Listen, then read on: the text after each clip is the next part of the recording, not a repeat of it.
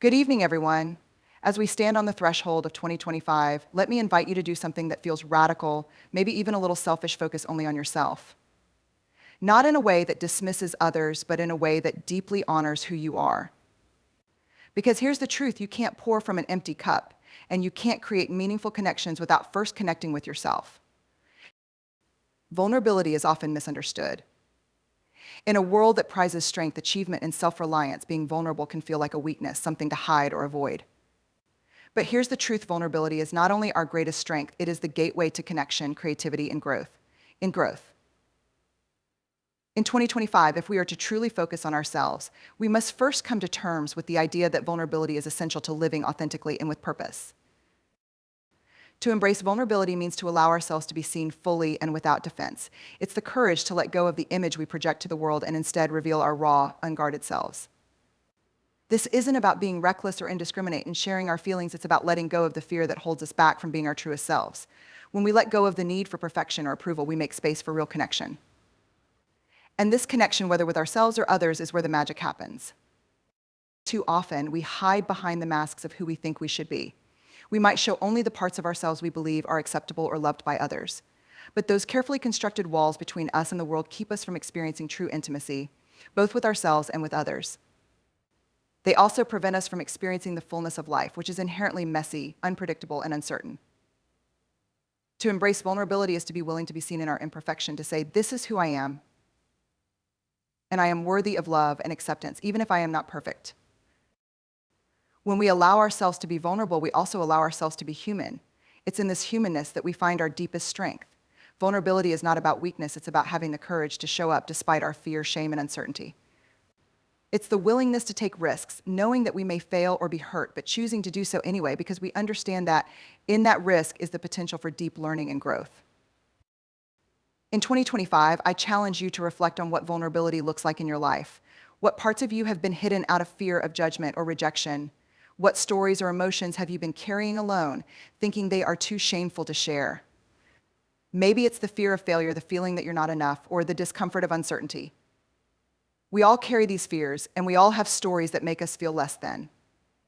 But it is in sharing these stories, whether with a trusted friend, a therapist, or in quiet self-reflection, that we break the power of shame.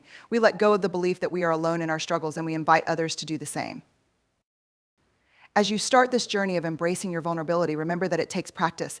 It takes courage to allow yourself to feel deeply, to lean into the discomfort of being open, and to share your truth even when it feels terrifying. But the more we practice, the easier it becomes. When we begin to show up vulnerably, we create spaces where others can do the same. We begin to build relationships rooted in honesty and empathy, where connection is no longer about maintaining an image or fulfilling expectations, but about being real with one another. It's also important to understand that vulnerability doesn't mean being unguarded or unwise. It's about choosing when and where to open up and recognizing that there are times when we need to protect ourselves for our own well-being. Vulnerability is not about exposing yourself to harm. It's about choosing to take off the armor and trust that even in our softness, we are capable of surviving and thriving. So in the year ahead, I invite you to take small steps towards embracing your vulnerability. Start by acknowledging your fears and allowing yourself to feel them. Share your truth with someone you trust, and allow them to see you not the perfected version, but the real, authentic version. In doing so, you will find a deeper connection to yourself and to others, and you will realize that it is in our vulnerability that we find our greatest strength. Vulnerability is not a liability, it is the very essence of our courage, our creativity, and our capacity for love. Setting boundaries is often seen as an act of self-preservation, yet many of us struggle to do so because we feel guilty. We worry about disappointing others or being perceived as selfish. But the truth is, setting boundaries is one of the most powerful forms of self-care, and without them, we risk losing ourselves in the demands and expectations of others. In 2025, to truly focus on ourselves and honor our needs, we must learn to set boundaries without guilt. Boundaries are the invisible lines that define where one person ends and another begins. They establish what is acceptable and what is not, and they are essential for maintaining our mental, emotional, and physical well-being. But for many of us, especially those who are naturally empathetic or people pleasers, setting boundaries can feel uncomfortable. We might fear rejection, judgment, or conflict. We may have been conditioned to believe that saying no is rude or inconsiderate. But the reality is that failing to set boundaries is far more damaging in the long run. When we don't set boundaries, we allow others' needs and desires to overtake our own. We give more than we have to give, often at the expense of our own happiness, health, and peace of mind.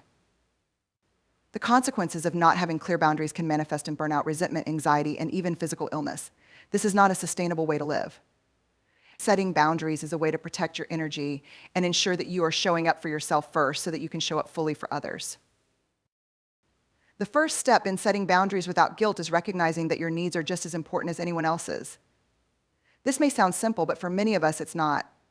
We've been taught to prioritize others, often to the point where we neglect our own well-being. But true compassion, both for ourselves and others, requires balance. When we prioritize our own needs, we are better equipped to help and support others from a place of abundance rather than depletion. By setting boundaries, we show ourselves the same care and respect that we show to those we love. In order to set healthy boundaries, we must first become clear on what we need. This requires self-awareness and reflection. What makes you feel drained, overwhelmed, or anxious? What do you need more of in your lifetime? Space, rest, support. These are the things that will guide your boundaries. Once you've identified your needs, it's important to communicate them clearly and assertively. Boundaries are not always about saying no to others. They are about saying yes to yourself. Saying no to a request or demand is a way of saying yes to your own well-being. When you begin to set boundaries, it's important to remember that you don't owe anyone an explanation for your decisions. You don't have to justify your needs or apologize for them. Your time, energy, and emotional resources are valuable, and you get to decide how to allocate them. If someone challenges your boundaries or reacts negatively, it's not your responsibility to manage their feelings. What you are doing is protecting your peace, and that is not only necessary but healthy.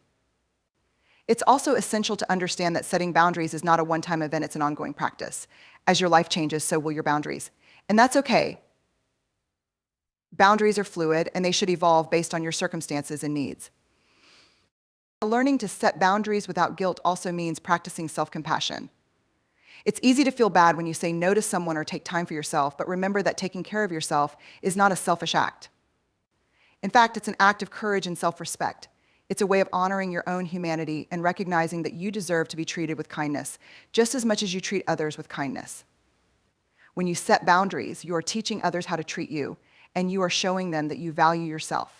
And by doing so, you model healthy behavior for those around you. As you move through 2025, try to reflect on the areas of your life where you need to set clearer boundaries. It could be with work, family, friends, or even your own internal dialogue. What have you been tolerating that no longer serves you? What do you need to protect in order to thrive? Setting boundaries without guilt is a powerful act of self-love. It's a way of taking back your life, your time, and your energy. It's a way of prioritizing yourself without shame or apology. And when you do that, you create space for the best version of yourself to emerge strong, healthy, and whole. Self-compassion is one of the most important gifts we can give ourselves, yet it's often the hardest to practice. Many of us have internalized the message that we must be perfect, that we must achieve, excel, and constantly do better. But this relentless pursuit of perfection leads to burnout, frustration, and a deep sense of inadequacy. Cultivating self-compassion is about recognizing that we are human, that we make mistakes, and that we are worthy of kindness and understanding, especially from ourselves. At its core, self-compassion is the ability to treat ourselves with the same kindness, care, and understanding that we would offer to a close friend or loved one. It means embracing our imperfections and flaws without judgment. It's about acknowledging that suffering, failure, and mistakes are a natural part of life and that we do not need to be defined by them. In a world that often values achievement over well-being, learning to cultivate self-compassion is a radical act of self-love. The first step in cultivating self-compassion is shifting the way we talk to ourselves. We often speak to ourselves in ways that we would never speak to a friend, harsh, critical, and judgmental. We berate ourselves for making mistakes, for not being good enough, and for not living up to the standards we've set for ourselves. But imagine if we treated our friends the way we treat ourselves. What would it do to their self-esteem and sense of worth? Now imagine speaking to yourself with the same care, patience, and kindness that you would extend to others. This shift in self-talk is essential in creating a compassionate inner dialogue. To truly cultivate self-compassion, we need to recognize that imperfection is part of the human experience. We are often quick to judge ourselves when we don't meet our own expectations or when we make mistakes. But we must remember that we are not alone in our struggles. Everyone experiences hardship, failure, and discomfort at some point in their lives. Rather than isolating ourselves in shame, we can find comfort in the fact that suffering is universal. We are all imperfect, and that's okay. When we embrace our flaws and mistakes with compassion, we release the grip of shame and allow ourselves to learn and grow. Self-compassion also involves mindfulness, the ability to be present with our emotions without getting overwhelmed by them. Often when we experience negative feelings like sadness, anxiety, or guilt, we try to suppress them, ignore them, or push them away. But these emotions are natural and need to be acknowledged, not avoided. Mindfulness allows us to sit with our feelings, acknowledge them, and then respond to them with kindness. Instead of criticizing ourselves for feeling sad or anxious, we can say, it's okay to feel this way. I am here for myself, and I will treat myself with care during this difficult time. Another crucial element of self-compassion is forgiveness. We are often our harshest critics, holding ourselves to standards that are unrealistic or impossible. When we make mistakes, we tend to punish ourselves, thinking that by doing so, we will learn a lesson or somehow improve. But this cycle of self-punishment only deepens our sense of shame and keeps us stuck in negative thought patterns. True self-compassion means forgiving ourselves for our shortcomings, letting go of past mistakes, and allowing ourselves to move forward. We must recognize that making mistakes is not a reflection of our worth, it's simply part of being human. Forgiveness frees us to embrace our growth and evolution without being weighed down by guilt or regret. In cultivating self-compassion, it's also important to practice self-care. This isn't just about indulging in bubble baths or treating ourselves to something nice, though those things are valuable. It's about taking the time to listen to our bodies and minds, to give ourselves the rest and nourishment we need to thrive. It's about setting boundaries, saying no when we need to, and recognizing that our needs matter. When we practice self-care, we are sending a message to ourselves that we are worthy of attention, love, and respect. Lastly, self-compassion is a practice, not a destination. We don't suddenly become perfectly compassionate toward ourselves. It's something we must work at day by day. We must actively choose to treat ourselves with kindness, especially in moments of failure or disappointment. We need to remind ourselves that we are deserving of love and care, no matter what we accomplish or how we perform. In 2025, make it a goal to cultivate self-compassion in every aspect of your life. Recognize when you are being too hard on yourself and take a moment to pause and breathe. Offer yourself the same kindness you would offer to others. Be patient with yourself, especially when you're struggling, and know that you are doing the best you can. Self-compassion is not about excusing poor behavior or avoiding responsibility. It's about treating yourself with the same grace and understanding you would give to a friend. It's about embracing your humanity and recognizing that you are worthy of love and care just as you are. Leaning into discomfort is one of the most transformative practices we can embrace in our personal growth journey.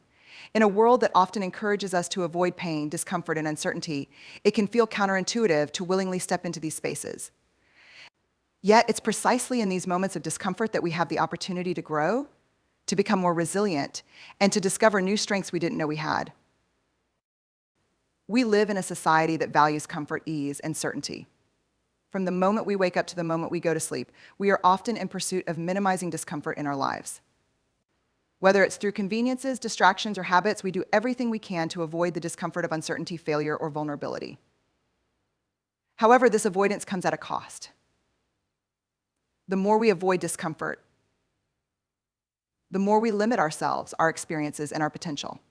Growth, after all, never happens in the comfort zone. Leaning into discomfort is about embracing the unfamiliar, the challenging, and the uncertain rather than running away from them. When we step into discomfort, we allow ourselves to experience the full range of human emotions, fear, anxiety, doubt, excitement, and hope without allowing these feelings to paralyze us. It means acknowledging that feeling uncomfortable is not only inevitable but necessary for personal transformation. One of the biggest obstacles to leaning into discomfort is the fear of failure. We often avoid challenges or stepping outside our comfort zones because we're afraid of not succeeding. We've been taught that failure is something to be avoided, that it's a sign of weakness or inadequacy. But failure is not the end of the road. It is simply a stepping stone on the path to success.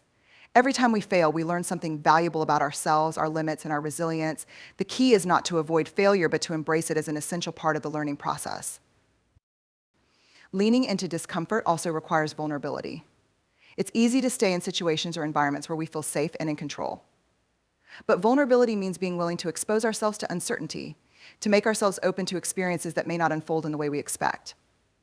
When we lean into discomfort, we are saying yes to vulnerability. We are allowing ourselves to be seen in our rawness and imperfection. Vulnerability isn't about being reckless, it's about having the courage to show up and face what scares us with an open heart and mind. In many cases, leaning into discomfort can feel like stepping into the unknown. It might be starting a new job, having a difficult conversation, or taking a risk that feels out of your comfort zone. When we face uncertainty, we often feel overwhelmed by the fear of the unknown.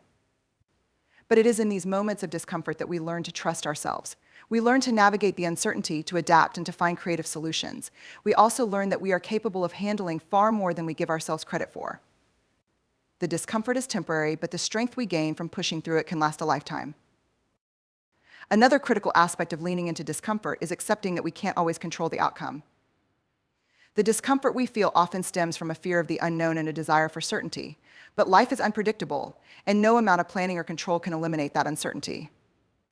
The more we try to control everything, the more we restrict our potential.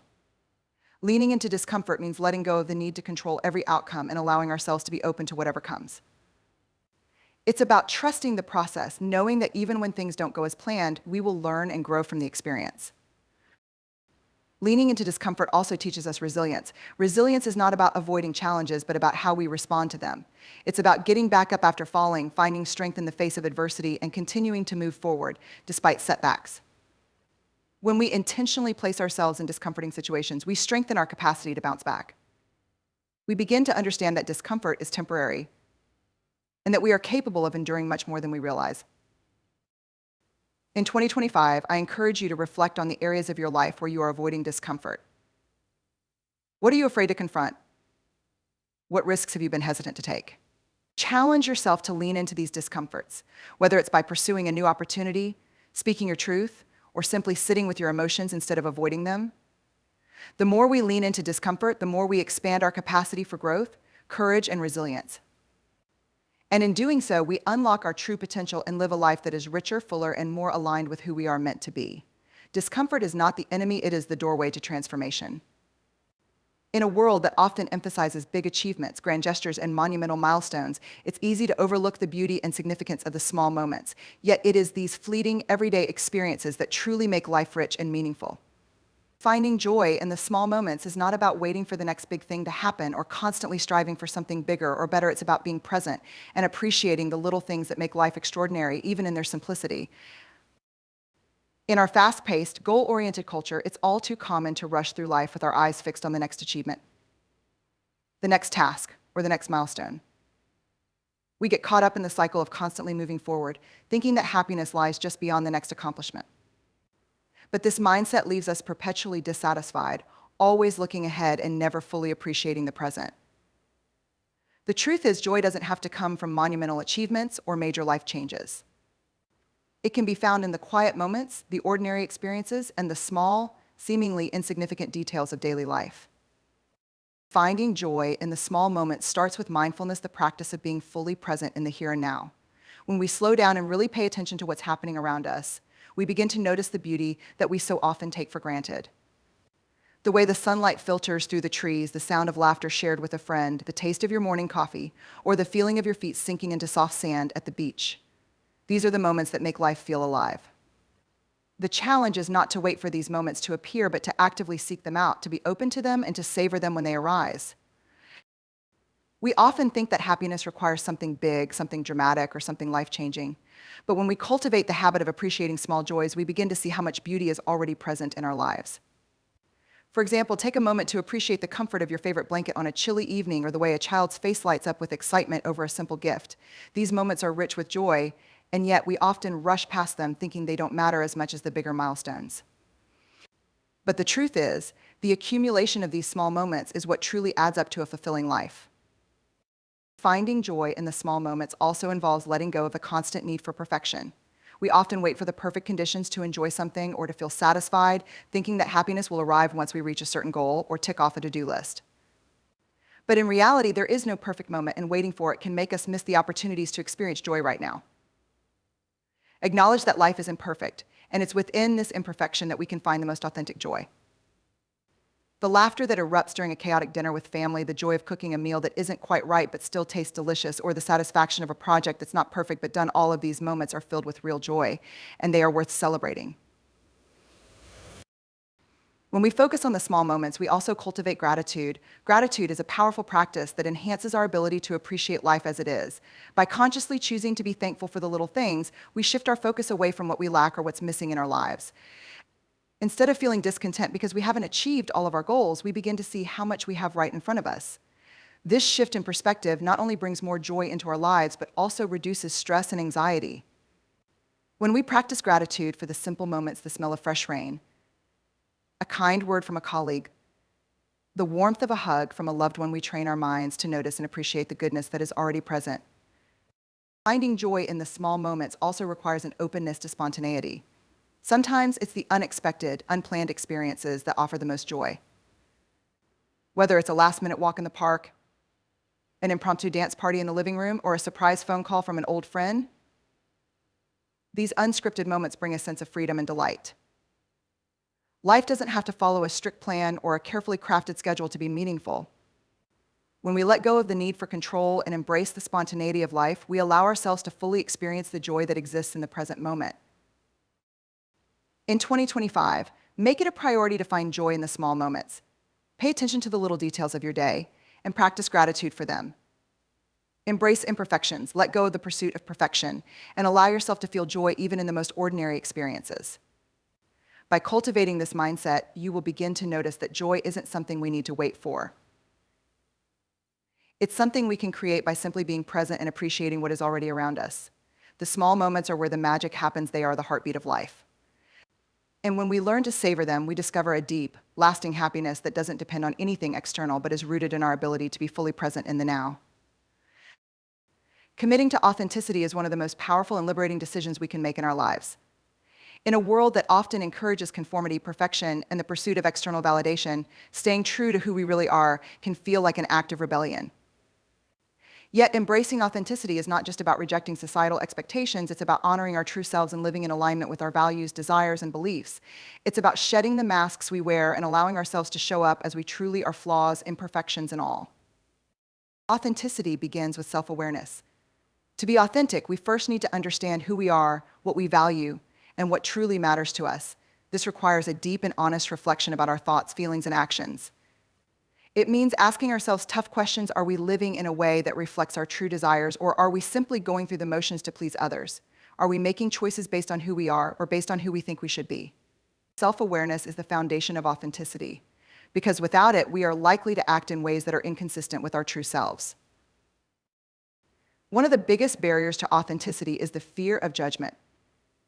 We live in a society that places a high value on appearance, success, and approval. We're often taught that our worth is contingent upon meeting certain standards, whether that's how we look, what we achieve, or how we fit into social norms. This fear of judgment can make us hide parts of ourselves or pretend to be someone we're not in order to gain acceptance. But when we do this, we lose touch with who we really are, and we begin to live inauthentically. The fear of judgment is normal, but it must not control our lives. True authenticity requires that we step out of our comfort zones and embrace who we are, regardless of how others may perceive us. Another key aspect of authenticity is vulnerability. Being authentic means allowing ourselves to be seen, not just in our strengths and successes, but in our struggles, doubts, and imperfections. It's easy to show the world a polished version of ourselves, one that is curated to look flawless and ideal. But true connection and growth come from being vulnerable, from sharing our raw, unfiltered selves with others. Vulnerability is not a weakness, it is a source of strength. It allows us to build deeper, more meaningful relationships, and it opens the door for others to be authentic with us in return. When we embrace vulnerability, we free ourselves from the burden of pretending to be perfect, and we create space for real, unguarded connections. Commitment to authenticity also means standing firm in our values, even when it's difficult. Our values are the compass that guides us through life. They reflect what we hold dear and what we believe is important. But in a world that often prioritizes convenience, popularity, and conformity, it can be easy to compromise on our values to fit in or avoid conflict. However, when we stray from our values in order to please others or gain approval, we undermine our sense of self and erode our integrity. To live authentically means making decisions based on our values, even if those decisions are unpopular or uncomfortable. It's about staying true to what we believe, even when it's easier to go along with the crowd. Committing to authenticity also requires letting go of perfectionism. Perfectionism often prevents us from embracing who we truly are, because it forces us to focus on an idealized version of ourselves that is unattainable. It creates a constant sense of inadequacy and self-doubt because we are always measuring ourselves against unrealistic standards. The truth is, there is no such thing as perfect. Everyone has flaws, weaknesses, and imperfections. And it's these very imperfections that make us human and relatable. Embracing our imperfections and allowing ourselves to make mistakes is an essential part of living authentically. We don't have to be perfect to be valuable, we simply need to be ourselves. Living authentically also means embracing our uniqueness. Each of us is a complex, multifaceted individual shaped by our experiences, values, and beliefs. Our individuality is a gift, and when we commit to authenticity, we embrace the things that make us different. We stop comparing ourselves to others and trying to fit into a mold that doesn't suit us. Instead, we celebrate our uniqueness and use it to enrich the world around us. Authenticity allows us to create our own path, one that is aligned with our true selves rather than following someone else's journey. Finally, committing to authenticity requires courage. It takes courage to be yourself in a world that often pressures you to be someone else. It takes courage to speak your truth, to stand up for your beliefs, and to live in a way that feels true to you, even when it's difficult or uncomfortable. But the rewards of authenticity are immeasurable.